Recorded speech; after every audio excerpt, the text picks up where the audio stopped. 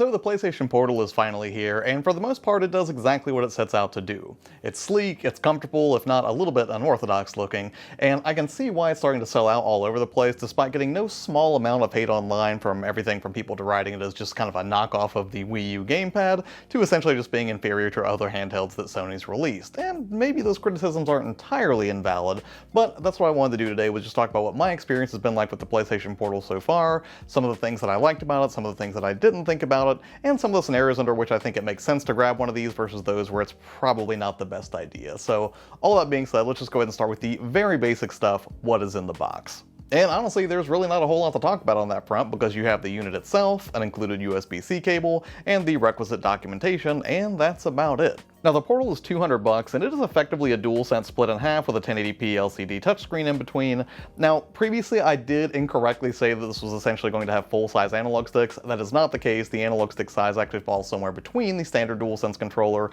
and what you would see on the PSVR 2. So kind of a Goldilocks solution, about right in the middle in terms of size and comfort. It features two top-firing speakers, a 3.5mm headphone jack for audio since sadly, again, it has no Bluetooth, which is a real bummer, and also a USB-C port for charging located right next to that headphone jack. And beyond the standard buttons that you would expect on the DualSense controller, you also have a volume rocker on the top right of the system, and then on the top left you've got the power and wake button along with a link button which is used to connect to Sony's proprietary earbuds, which I don't think have been released yet, but that's what's going to make that connection. In general, you can expect to get right around 4 hours of battery life with the PlayStation Portal, which isn't necessarily best in class for a device like this, but as somebody who's grown accustomed to playing AAA titles on systems like the Ally or the Steam Deck, the battery life really isn't that bad by comparison, although again, it's not really an apples to apples comparison considering we're talking about, a system that is essentially offloading all of that graphical processing to the PS5 versus those systems which obviously have their own graphics cards and are doing everything natively on the system itself. But yeah, long story short, the battery life has not been a showstopper for me by any stretch of the imagination. Plus, considering I constantly have backup batteries around anyways because I spend so much time with portables, it probably wouldn't be that big of a concern to think about anyways. Now, beyond the raw specs of the device, I should point out that the only thing that you can do with the PlayStation Portal is play games that are natively installed on your PS5. You can't fire up any multimedia apps, like you're not going to be watching like YouTube or Netflix or Hulu or anything like that. You also don't have the ability to stream any games from the PlayStation Network, which really is kind of a bizarre thing to think about, although I wouldn't be surprised if Sony adds this functionality in at some point in the future, maybe through a firmware update. But yeah, for now, all you can do is play games that are packaged as PS5 or PS4 titles that you can play natively from the PlayStation 5, which does technically include PSP, PS1, PS2 games. I don't think it does PS3. I think those are streaming only, unless I'm incorrect. I'm sure someone can correct me in the comments. But yeah, as it stands, as long as something is packaged into a PS4 or PS5 application, you can launch it natively. That is what you can play using the PlayStation Portal. So it's essentially just, well, a portal to exactly those experiences. Also, I know some people in the comments previously had asked about this, and no, you absolutely cannot play two different games on the PlayStation at the same time, so you're not going to be able to load up Spider-Man 2 on your DualSense while your buddy plays Alan Wake directly on the PS5 itself, nor can you use the PlayStation Portal as just like a giant DualSense if you want it to be like a secondary controller for your PlayStation 5. It doesn't do that either. Again, all the Portal does is act as a portal after it has hijacked the brain of your PS5 to show you exactly PS4 and PS5 games. And again, it's only going to do that as confidently as your network connection will allow, whether you're on your local network or if you're remote, and that's probably as good of a time as any to go ahead and segue into what it's like actually playing on the PlayStation Portal. And for starters, I gotta say, this might be the most comfortable handheld that I've used yet. No, it's not objectively the best handheld, but in terms of comfort, the DualSense was already my favorite controller of the generation, and it stands to reason this too was going to be a pretty cozy experience, especially for longer play sessions. Before the Steam Deck and the Ally came along, the Switch was pretty much my most played handheld, and while I found the Deck and Ally similar in terms of comfort, the Portal definitely beats them both.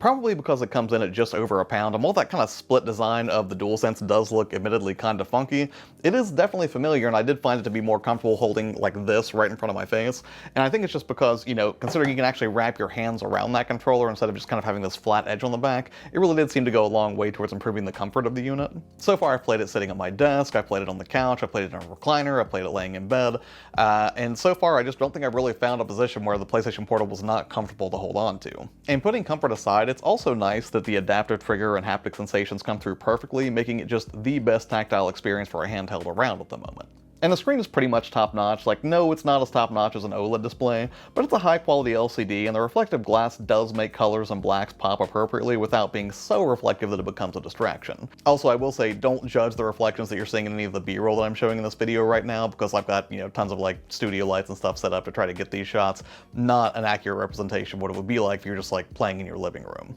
Of course, if you put all of these things together, like the comfortable controls, the good battery life, the solid looking screen, it really doesn't account for much if you can't maintain a solid network connection, which, depending on how your network's configured and some other factors that I hadn't considered, could be a really big deal for you. So let's get the obvious out of the way. Without a PlayStation 5 and a solid network connection to that PlayStation 5, the Portal is effectively a paperweight. It's a system that lives and dies by how well it's able to connect to your PlayStation 5, so if it can't do that effectively, there's really not a lot that you can say about the PlayStation Portal. And to that end, I wasn't prepared to give it very high marks in this review because I did run into some issues initially, but thankfully I was able to get them sorted out pretty quickly. The first problem I ran into was a very easy one to fix, and that was I did not realize that my PlayStation 5 was actually downloading a few games and some updates for games in the background, which, if you have that happening on your PlayStation 5 at the same time you're trying to stream it to the PlayStation Portal, you're going to have a terrible time and get the kind of stuttery, kind of garbage display that you would expect to see whenever you just have, content that's buffering over a network connection. So yeah, not a great first impression, but honestly that's an easy enough problem to fix,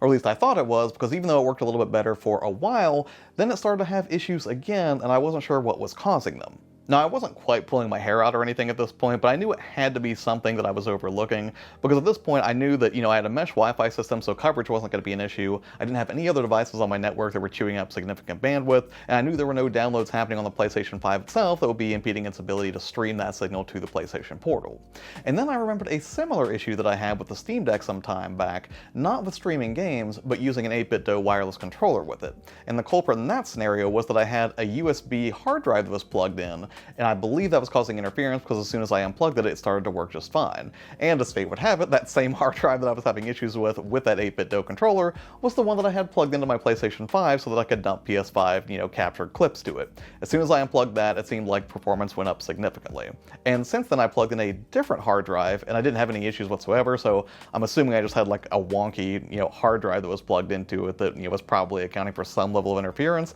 Again, that's just my best guess here, but I will say that it did seem to improve performance significantly when I switched to a different drive. So now let's finally talk about playing games on the Portal. Now, I tried to test a variety of different titles, from firing up the original Resident Evil from PS1 all the way up to the modern era with Spider-Man 2 and Alan Wake 2, and I have to say, provided you meet the Portal's demands, it truly is a great experience. Not a flawless one, but still one that's pretty great.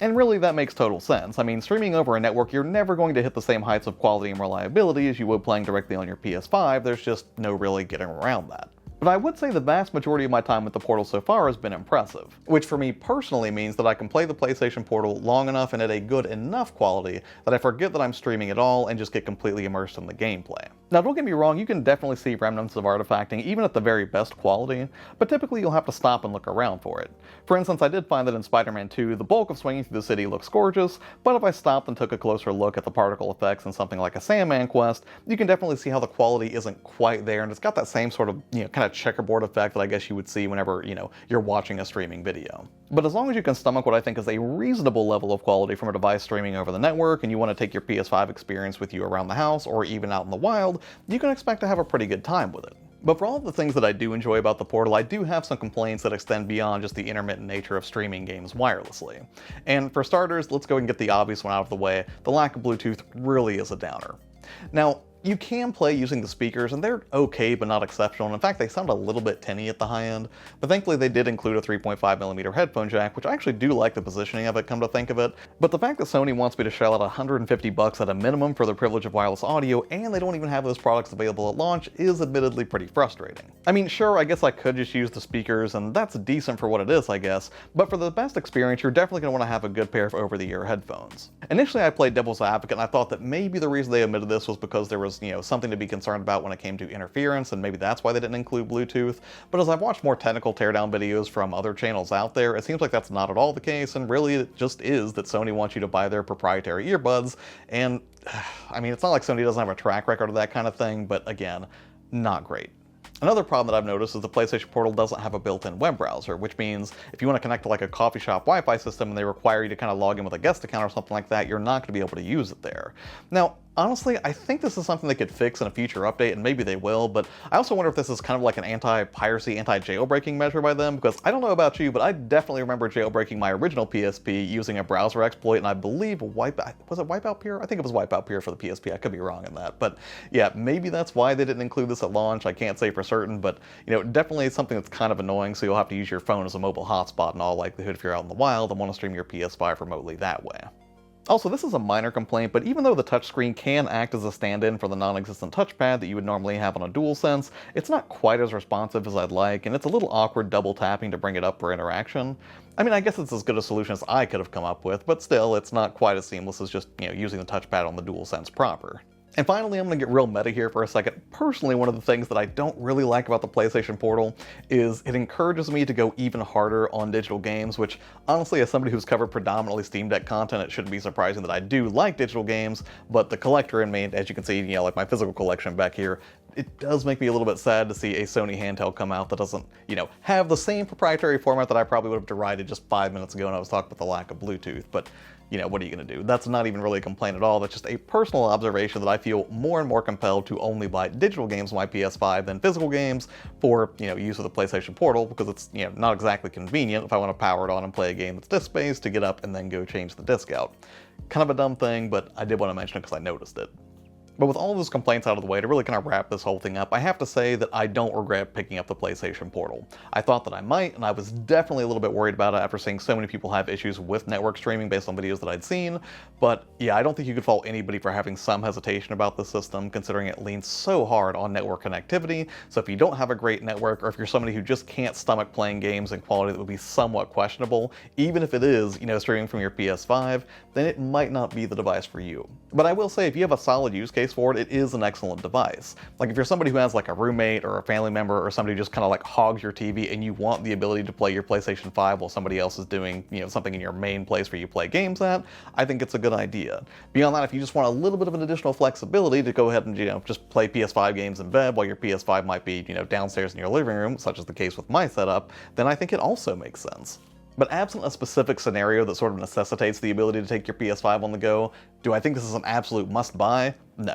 I definitely don't. Now, if you find it on sale, like maybe, 6 months, a year from now, maybe they're not selling so well and you can find it for like maybe $100, I would definitely scoop it up. But at $200, that's a little bit of a big ask for what is going to be questionable quality, just by nature of the fact that it is a streaming device and not getting the same experience that you would get from the PS5 proper. Again, it's good enough, it's solid enough if you're somebody who just wants the ability to play elsewhere and you're not a complete stickler for just like top tier quality in your portable experience, but this is something to consider, right? No matter how great the marketing looks for this device or what you've seen in the best case scenarios in other videos, you're definitely going to run into issues with it sooner or later, and that's something you should definitely expect if you're deciding to purchase one for yourself. Now, for me personally, I love playing games at high quality, but I also tend to be a little bit more forgiving when it comes to quality dips, and I'm not really somebody who demands like the absolute top tier graphics for any of my video game experiences. Gameplay is always going to come first for me, and as long as I can play the thing competently and it maintains a fairly solid connection with only occasional dips, that's something that I can stomach. So yeah, again, to wrap this whole thing up, I would say that it is a very fun portable experience,